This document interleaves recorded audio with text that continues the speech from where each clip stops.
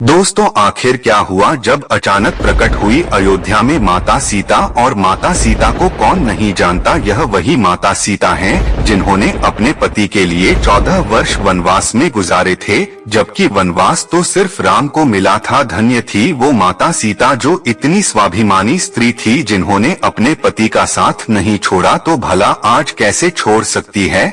जब उनके प्रभु राम की प्राण प्रतिष्ठा हो रही है तो वह भला कैसे अकेली रहे। मेरे साथियों, कुछ दिनों से अयोध्या चर्चा का विषय बना हुआ है। वहां एक से बढ़कर एक चमत्कार देखने को मिल रहे हैं। कभी गिद्धों का झुंड तो कभी भालू और बंदरों का झुंड देखने को मिल रहा है, लेकिन भालू और बंदर अपने प्रभु राम की प्राण प्रतिष्ठा में शामिल हो रहे हैं, तो माता सीता भला पीछे कैसे रह सकती है। वो भी अपने प्रभु राम के कार्य में शामिल होना चाहती है। दोस्तों, माता सीता ने लोगों के कहने पर अपने प्रभु राम को छोड़ दिया था और वह धरती माता की गोद में समा गई थी। लेकिन जैसे ही उनको पता चला कि प्रभु अयोध्या आ रहे हैं, तो वह भी दौड़ती हुई चली आई अपने प्रभु से मिलने। अब दोस्तों, आपके दिमाग में एक बात जरूर आ रही होगी कि प्राण प्रतिष्ठा क्या होती है। तो मैं आपको बता दूं कि प्राण प्रतिष्ठा का मतलब होता है मंत्रों द्वारा शरीर को जीवित अवस्था में लाना। तो दोस्तों, अब बात करते हैं चिरंजीवी के बारे में, जिनमें सबसे पहला नाम आता है हनुमान जी का और दूसरा नाम आता है विभीषण का। ये दोनों लोग अजर अमर थे। विभीषण प्रभु राम के बहुत बड़े भक्त थे, इसलिए जब हर कोई प्रभु राम से मिलने अयोध्या पहुंच रहे हैं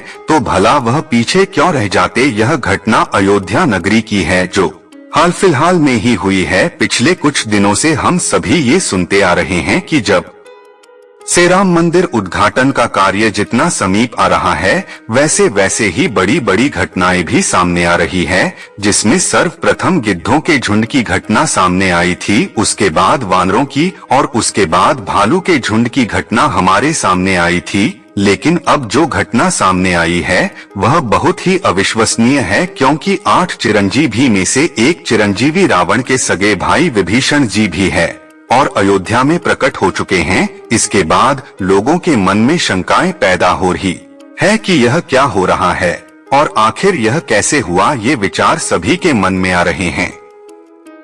तो आपको बता दें कि विभीषण जी को प्रभु श्री राम ने ही समय के अंत तक जीवित रहने का वरदान दिया था। दोस्तों, रावण के भाई विभीषण बहुत बड़े राम भक्त थे। जिस प्रकार से हनुमान जी, जामवंत जी, लक्ष्मण जी और अन्य बहुत से लोग थे जो राम जी के बहुत बड़े भक्त थे, इनमें से एक है विभीषण जी, जिन्होंने प्रभु श्री राम की मदद की थी रावण को मारने में, क्योंकि एकमात्र विभीषण जी ही यह जानते थे कि रावण की नाभि में अमृत है और वही एकमात्र सबूत थे जिन्हें यह पता था कि वह अमृत सिर्फ और सिर्फ रावण की नाभि में है और रावण सिर्फ वही वार करने से मरेगा। अगर विभीषण जी उस वक्त श्री राम का साथ नहीं देते तो रावण शायद नहीं मरता और आज रामायण का इतिहास कुछ और होता है। दोस्तों, महर्षि बिसासुर को असुर कन्या के किसी के सहयोग से 3 पुत्र हुए, जो कि रावण, कुंभकर्ण और विभीषण थे। विभीषण विशेश्रवा के सबसे छोटे पुत्र थे। विभीषण बचपन से ही धर्मपरायण और भगवान का भक्त थे। विभीषण की पत्नी का नाम शर्मा और उसकी बेटी का नाम त्रिष्टा था। एक बार तीनों भाइयों ने बहुत दिनों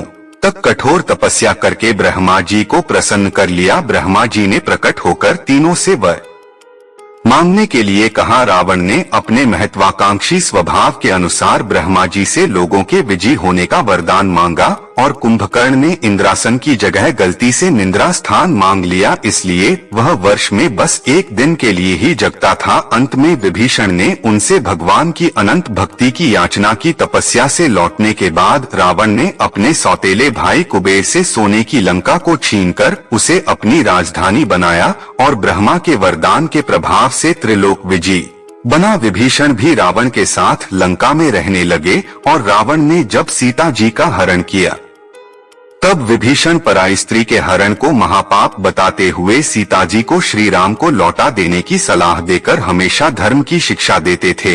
लेकिन रावण उनकी एक नहीं सुनता था। अंत में रावण ने उसे लंका से निकाल दिया। दोस्तों, जब हनुमान जी सीता की खोज करते हुए लंका में आए थे तो उन्होंने श्री राम नाम से अंकित विभीषण का घर देखा। घर के चारों ओर तुलसी के वृक्ष लगे हुए थे। सूर्योदय का समय था। उसी समय श्री राम नाम का स्मरण करते हुए विभीषण जी की निद्रा भंग हुई। राक्षसों के नगर में श्री राम भक्त को देखकर हनुमान जी को आश्चर्य हुआ। फिर उसके बाद दो राम भक्तों का परस्पर मिलन हुआ। हनुमान जी ने उनसे पता पूछकर अशोक वाटिका में माता सीता का दर्शन किया। जब हनुमान जी लंका का दहन कर रहे थे तब उन्होंने अशोक वाटिका को इसलिए नहीं जलाया क्योंकि वहां सीता जी को रखा गया था। दूसरी ओर उन्होंने विभीषण का भवन इसलिए नहीं जलाया क्योंकि विभीषण के भवन के द्वार पर तुलसी का पौधा लगा था और वहां भगवान विष्णु का पावन शंख चक्र और गदा भी बना था। सबसे सुखद तो यहाँ कि उनके घर के ऊपर राम नाम अंकित था। यह देखकर हनुमान जी ने उनके भवन और मंदिर को नहीं जलाया। रावण के निकाले जाने के बाद विभीषण के पास और कोई चारा नहीं था तो वे प्रभु श्री राम की शरण में चले गए। वे चाहते थे कि निर्दोष लंका वासी न मारे जाएं और लंका में न्याय का राज स्थापित हो। विभीषण के चरण याचना करने पर सुग्रीव ने श्री राम से उसे शत्रु का भाई दोस्त बताकर उनके प्रति आशंका प्रकट की और उसे पकड़कर दंड देने का सुझाव दिया।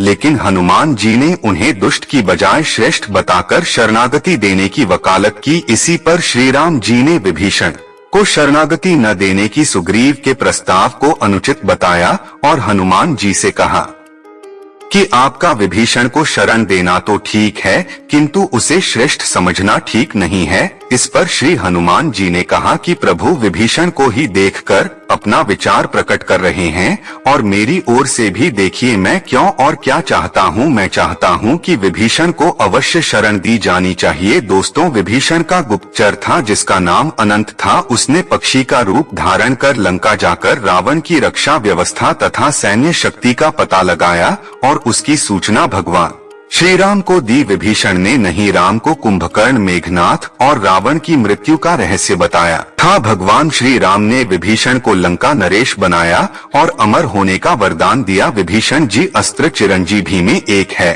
और अभी तक विद्यमान है। विभीषण को भी हनुमान जी की तरह चिरंजी होने का वरदान मिला है। वे आज भी सशरीर जीवित है। इंद्र आदि देवताओं के बाद धरती पर सर्वप्रथम विभीषण ने ही हनुमान जी की शरण लेकर उनकी स्तुति की थी। वे विषय ने हनुमान जी की स्तुति में एक बहुत ही अद्भुत और अचूक स्तोत्र की रचना की है। विभीषण द्वारा रचित इस स्तोत्र को हनुमान वर्णवाल स्तोत्र कहते हैं। हनुमान जी ने सबसे पहले सुग्रीव को वाली से बचाया और सुग्रीव को श्री राम से मिलाया। फिर उन्होंने विभीषण रावण से बचाया और उनको राम से मिलाया। हनुमान जी की कृपा से ही दोनों को ही भयमुक्त जीवन और राजपाट मिला। इसी तरह हनुमान जी ने अपने जीवन में कई राक्षसों और साधु संतों को भयमुक्त और जीवन मुक्त किया है। मेरे मित्रों, विभीषण जी की ऐसी भक्ति देखकर यदि आपने अभी तक चैनल को सब्सक्राइब नहीं किया है तो चैनल को सब्सक्राइब कर लीजिए और वीडियो को भी लाइक कर दीजिए और